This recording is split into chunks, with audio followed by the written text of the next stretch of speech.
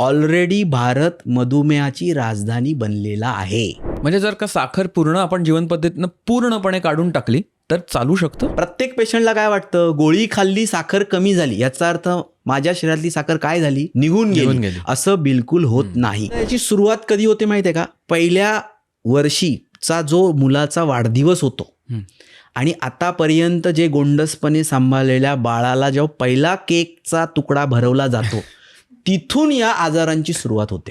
आता जर का गोड खायचंच झालं त्याची काही वेळ पाडायची गरज असते दिवसभरात. जर अनुवंशिकता आहे तुमच्या घरात तर पीच तयार झालेलं आहे, डायबेटीजने खेळायला कधी उतरायचंय हे तुम्ही ठरवायचं असतं. जर मी ऑलिव्ह ऑइल आणून मी जर तडका व्यवस्थित दिला नाही तर ते ऑलिव्ह ऑइल शरीराला डॅमेज पण करू शकतं.